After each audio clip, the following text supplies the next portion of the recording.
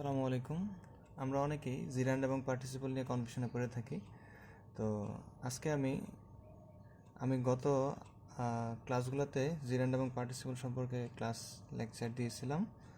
আজকে আমরা যেই জিরান্ড নির্ণয়ের যে প্রথম নিয়মটা ছিল সেটা নিয়ে একটু ডিসকাস করব। আস্তে আস্তে আমরা প্রত্যেকটা নিয়ম নিয়ে ডিসকাস করবো ইনশাআল্লাহ।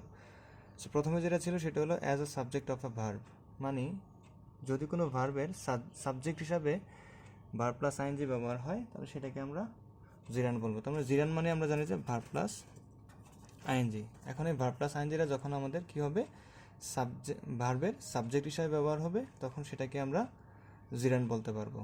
আজকে আমরা কয়েকটা এক্সাম্পল দিয়ে শেখার চেষ্টা করবো ইনশাআল্লাহ। সো প্রথমে আমরা একটু খেয়াল করি যে এক্সাম্পলটা দেওয়া আছে, reading is an excellent habit. So আমরা যদি খেয়াল করি, এখানে ইজ হলো আমাদের ভার্বের আগে যেটা ব্যবহার হয়েছে সেটা অবশ্যই কি সাবজেক্ট হয়। আর যেহেতু সাবজেক্ট কারা হতে পারে, সেটা হতে পারে নাউন আর না হয় প্রোনাউন। সাবজেক্ট কারা হতে পারে, নাউন অথবা প্রোনাউন।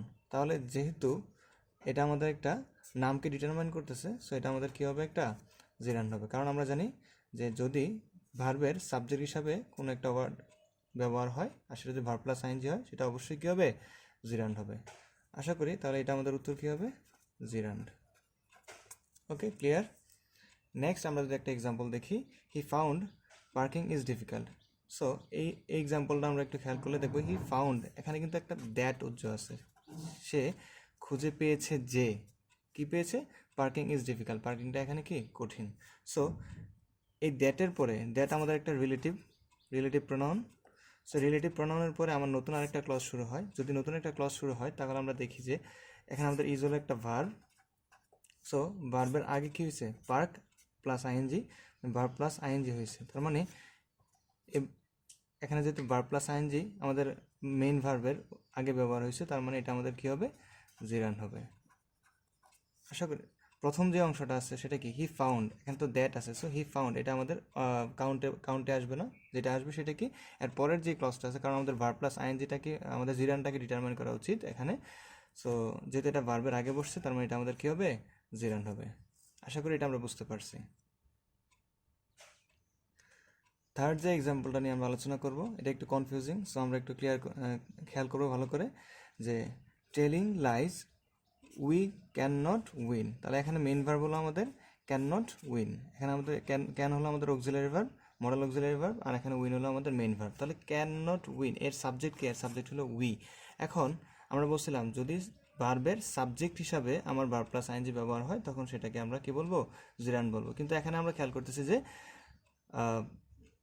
যেই ভার্বটা, যে সাবজেক্টটা ব্যবহৃত হচ্ছে সেটা হচ্ছে উই। এখন যেহেতু উই ব্যবহার হয়েছে, তার মানে এখানে ভার্ব প্লাস আইএনজিটা কি আমাদের জিরান্ড হবে, অবশ্যই না। তাহলে এটা আমাদের কি হবে, এটা আমাদের পার্টিসিপল হবে।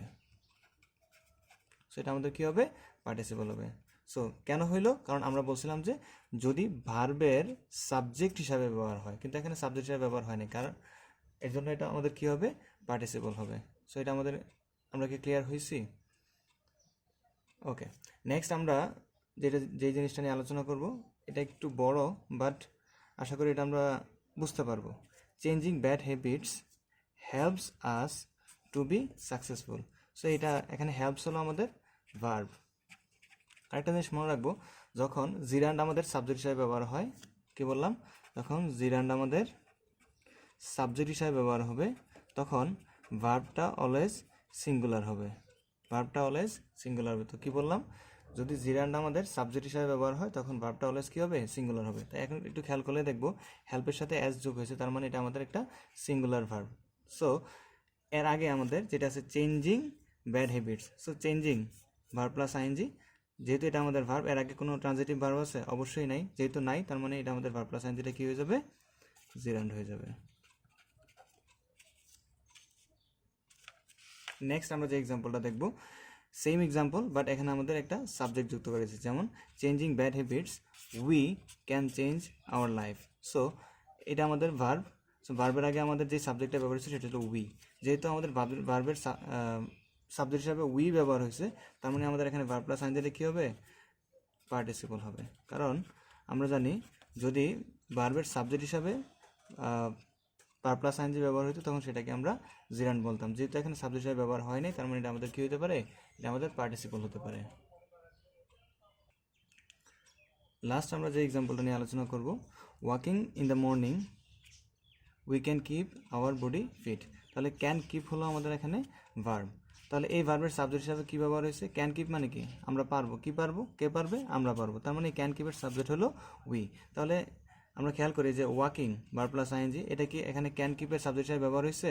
না, যেহেতু এখানে ক্যান কিপের সাবজেক্ট হিসাবে উই ব্যবহার হয়েছে, আর আমরা এখানে ওয়াকিংটা কি এটার সাবজেক্ট হিসাবে ব্যবহার হয় নাই, তার মানে এটাকে আমরা কি বলবো? এটাকে আমরা পার্টিসিপল বলবো। সো আমাদের যে এক্সাম্পলগুলো আমরা আলোচনা করলাম আজকে, এগুলো যদি একটু মনোযোগ দিয়ে আমরা শুনি তাহলে আশা করি প্রথম যে নিয়মটা ছিল as a subject of a verb, এটা নিয়ে আর কনফিউশন হবে না। যদি কোনো কনফিউশন হয় তাহলে আমাকে অবশ্যই জানাবা। ধন্যবাদ। আসসালামু আলাইকুম।